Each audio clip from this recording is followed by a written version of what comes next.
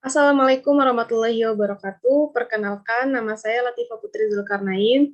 Jadi di sini saya akan membuat tugas skema klasifikasi arsip, yaitu menjelaskan kembali materi tentang skema klasifikasi arsip selama satu semester dan poin-poin penting di dalamnya. Dimulai dari minggu pertama sampai minggu ke-16. Oke, jadi yang pertama kita akan membahas dasar-dasar organisasi. Organisasi berasal dari bahasa Latin, yaitu organum, yang berarti alat, bagian atau anggota, atau badan. Organisasi sendiri terbagi dua menurut pengertiannya. Yang pertama ada organisasi statis, yaitu setiap bentuk perserikatan masyarakat untuk mencapai suatu maksud bersama. Didefinisikan sebagai hambaran skematis terkait hubungan kerjasama para anggota organisasi untuk mencapai tujuan tertentu. Yang kedua yaitu organisasi dinamis. Setiap kegiatan yang berhubungan dengan usaha, merencanakan skema organis, mengadakan departemisasi, menetapkan wewenang, tugas, dan tanggung jawab dari orang-orang dalam organisasi. Next, organisasi sebagai unsur administrasi. Pengertian administrasi secara sempit adalah sebuah bentuk aktivitas yang meliputi catat-mencatat, surat-menyurat, pembukuan sederhana, pengetikan, dan kegiatan lain yang mempunyai sifat teknis ketatausahaan. Sedangkan definisi administrasi secara luas adalah semua yang berkaitan dengan proses kerjasama dari dua orang atau lebih untuk mencapai tujuan bersama dengan memanfaatkan semua sumber daya yang ada. Jadi organisasi itu ada dua pengertiannya, ada yang menurut statis dan ada yang menurut dinamis. Nah, pelajaran selanjutnya yaitu definisi, fungsi, dan guna arsip. Jadi kita udah masuk ke arsip. Apa itu arsip? Arsip secara etimologi merupakan kata serapan dari bahasa Belanda, archive, yang pada gilirannya diserap dari bahasa Perancis, archives, yang diucapkan sebagai archive. Dalam bahasa Inggris, arsip dinyatakan dengan istilah file yang berasal dari bahasa Latin, filum yang berarti tali atau benang. Arsip secara umum adalah catatan rekaman kegiatan dan sumber informasi dengan berbagai macam bentuk yang dibuat oleh lembaga, organisasi maupun perseorangan dalam rangka pelaksanaan kegiatan. Jadi arsip secara singkatnya adalah file, bisa juga dikatakan sebagai dokumen. Fungsi arsip. Nah, yang selanjutnya fungsi arsip menurut Wikipedia. Yang pertama, pengkajian dan penyusunan kebijakan nasional di bidang kearsipan. Yang kedua, koordinasi kegiatan fungsional dalam pelaksanaan tugas lembaga. Yang ketiga, fasilitasi dan pembinaan terhadap kegiatan instansi pemerintah di bidang kearsipan.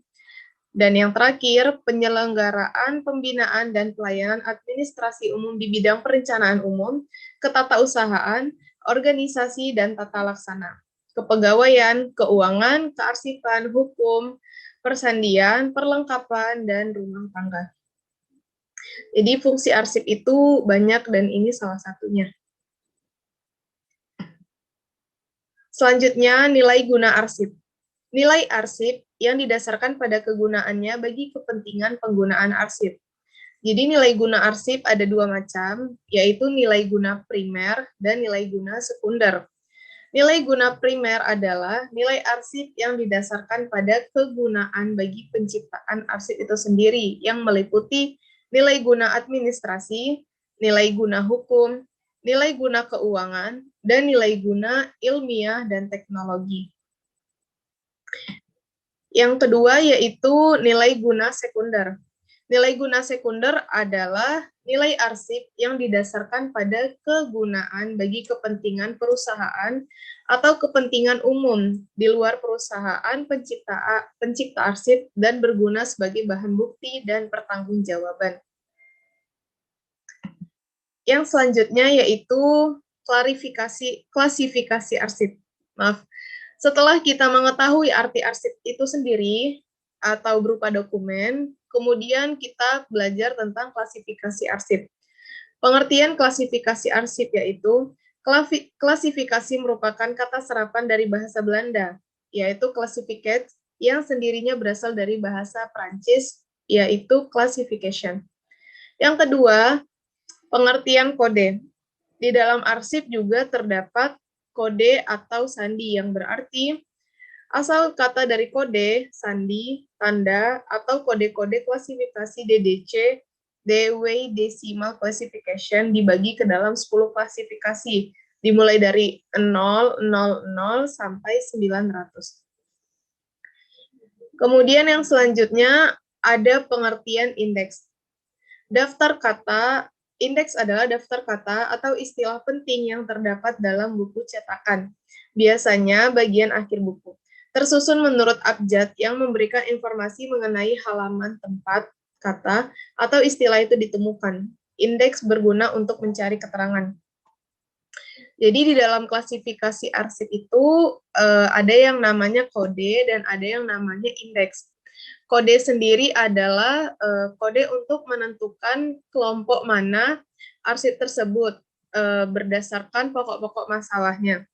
Dan yang kedua ada indeks. Indeks juga merupakan sebuah keterangan yang berfungsi untuk mencari kata-kata atau istilah itu ditemukan. Biasanya terletak di akhir buku. Yang selanjutnya yaitu pola klasifikasi arsip. Nah, yang pertama, setelah kita mengetahui arti arsip dan klasifikasi arsip itu apa, kemudian kita belajar mengenai pola klasifikasi arsip. Cara menyusun pola klasifikasi arsip adalah dengan menentukan kelompok arsip dengan sub masalah primer dan sub masalah sekunder. Contohnya, arsip pajak termasuk ke dalam kelompok pokok masalah keuangan. Dengan kode klasifikasi KU yang berarti keuangan, 01 pelaksanaan anggaran, dan 01 yang berarti bukan pajak. Jadi ada tabel kode-kode klasifikasi. Nah, kita ambil contoh yaitu arsip pajak. Arsip pajak itu merupakan contoh arsip bukan keuangan. Yang pertama harus kita cari yaitu pokok masalahnya. Pokok masalahnya itu berupa keuangan yang ditandai dengan kode KU. Kemudian sub masalah primernya yaitu pelaksanaan anggaran yang ditandai dengan kode 01, dan sub masalah sekundernya yaitu bukan pajak yang ditandai dengan kode 01. Jadi, arsip pajak sendiri memiliki kode klasifikasi KU.0101. Yang selanjutnya, kode klasifikasi arsip dan indeks arsip. Tujuan dilakukannya pengklasifikasian arsip adalah untuk menjamin pengelolaan arsip aktif secara efektif dan efisien. Dengan klasifikasi ini, arsip yang dicipta atau diterima dalam rangka pelaksanaan fungsi atau kegiatan organisasi dapat diatur atau diterima dengan mudah sehingga penemuan kembali atau retrieval pun dapat dilakukan dengan tepat dan cepat. Indeks arsip. Yang pertama, konsep indeks arsip. Indeks adalah tanda pengenal berkas atau judul berkas. Indeks ini berfungsi sebagai petunjuk keterangan penting dalam pekerjaan filing. Misalnya dapat menetapkan kode arsip, tempat arsip disimpan menurut peralatan yang terkandung di dalam arsip tersebut. Jadi di dalam arsip itu ada juga yang namanya indeks arsip yang berfungsi sebagai sebagai tanda pengenal atau judul berkas tersebut. Selanjutnya yaitu proses penyusunan skema klasifikasi arsip. Klasifikasi arsip dibedakan menjadi dua, yaitu klasifikasi arsip substantif dan fasilitatif. Klasifikasi arsip substantif adalah klasifikasi yang mencerminkan tugas-tugas operasional atau pokok organisasi, dan klasifikasi fasilitatif yang mencerminkan tugas-tugas penunjang organisasi, contohnya kepegawaian dan keuangan. Poin selanjutnya yaitu prosedur penyusunan klasifikasi. Agar arsip dapat diklasifikasikan secara tepat, maka perlu memperhatikan syarat-syarat dalam penyusunan skema klasifikasi arsip, terutama dalam pembentukan golongan atau kelas. Penggolongan dilakukan atas dasar fungsi dan kegiatan organisasi. Prosedur penyusunan klasifikasi arsip, fasilitatif, dan substantif tidak berbeda. Oke, selanjutnya yaitu penyusunan indeks relatif. Indeks relatif adalah daftar subjek atau masalah skema klasifikasi termasuk ke dalam sinonim yang disusun berdasarkan huruf abjad, yaitu daftar heading subjek beserta rincian subjeknya. Ada beberapa cara untuk menyusun indeks relatif. Yang pertama yaitu menurut aturan kamus, diurutkan berdasarkan huruf abjad. Jadi cara menyusun indeks relatif yang pertama yaitu menurut aturan kamus. Jadi kata-katanya diurut menurut huruf abjad, dimulai dari huruf A, dimulai dari abjad A sampai abjad Z.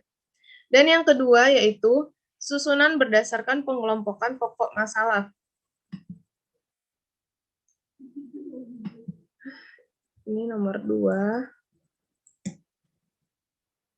Dalam pengelompokan masalah, tetap diurutkan berdasarkan huruf abjad, tetapi lebih kelihatan rinci masing-masing pengelompokannya.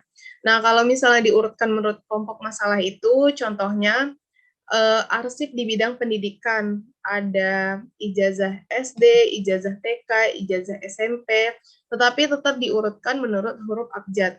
Jadi pendidikan tetap dikelompokkan di huruf abjad P, dan lain-lainnya.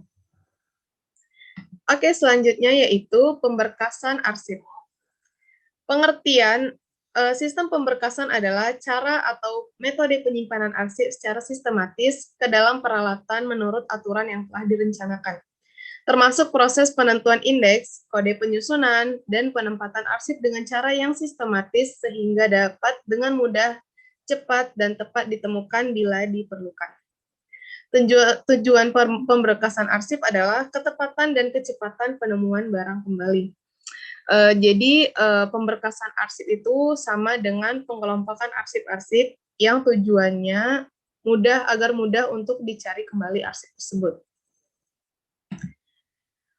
Dan peralatan untuk pemberkasan arsip ini ada yang namanya filing cabinet, ada roll opex atau rak bergerak, ada sekat atau guide, dan folder, yaitu tempat seperti map yang terbuat dari bahan kertas atau manila yang berfungsi untuk menempatkan arsip.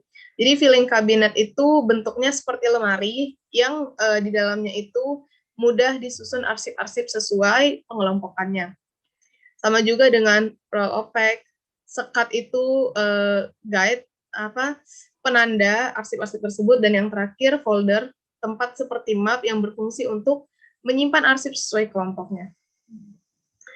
Oke, yang selanjutnya yaitu penyusunan klasifikasi arsip pemerintahan dan swasta.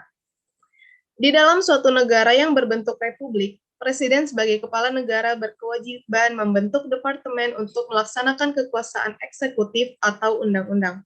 Pokok masalah dalam pemerintahan yang biasa diperinci berupa ketatausahaan, kepegawaian, keuangan, perlengkapan, dan organisasi dan tata laksana. Contoh arsip di dalamnya berupa laporan keuangan negara, ada dokumen daftar pemerintah yang berwenang dari waktu ke waktu, ada catatan sejarah, dan lain sebagainya. Jadi di materi ini kita belajar tentang penyusunan klasifikasi arsip khusus pemerintah dan swasta. Jadi bagi negara yang berbentuk republik tentunya punya departemen yang memiliki arsip-arsip penting. Nah, tadi contohnya ada arsip berupa laporan keuangan negara. Jadi cara penyusunannya juga sama. Yang pertama kali harus kita lakukan adalah mengelompokkan pokok masalah tersebut ke dalam pokok masalah apa, dan yang kedua mencari sub masalah primer, dan yang terakhir mencari sub masalah sekunder. Oke, yang selanjutnya yaitu penyusunan klasifikasi arsip perbankan dan perguruan tinggi. Perbankan adalah lembaga yang bertugas untuk mengumpulkan dan menyalurkan dana. Contoh arsip perbankan adalah surat permohonan kredit, surat persetujuan kredit, dan RUPS atau Rapat Umum Pemegang Saham.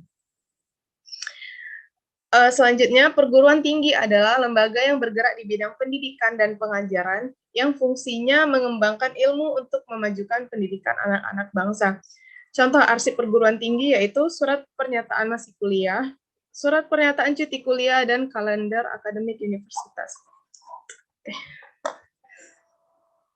Nah, jadi sama halnya dengan arsip pemerintah dan swasta tadi, arsip perbankan dan perguruan tinggi, cara mengelompokkannya yaitu dengan mencari pokok-pokok masalahnya. Contohnya surat permohonan kredit. Surat permohonan kredit itu termasuk ke dalam pengelompokan pokok masalah apa. Kemudian submasalah sekunder dan submasalah primernya. Nah, untuk contoh perguruan tinggi misalnya, surat pernyataan masih kuliah, pokok masalahnya itu termasuk ke dalam pendidikan yang ditandai dengan kode KP dan selanjutnya untuk sub masalah primer dan sekundernya seperti itu.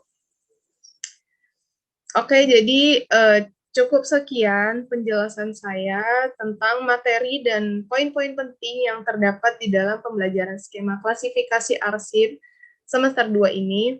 Mohon maaf jika banyak kekurangan dari saya. Terima kasih. Assalamualaikum warahmatullahi wabarakatuh.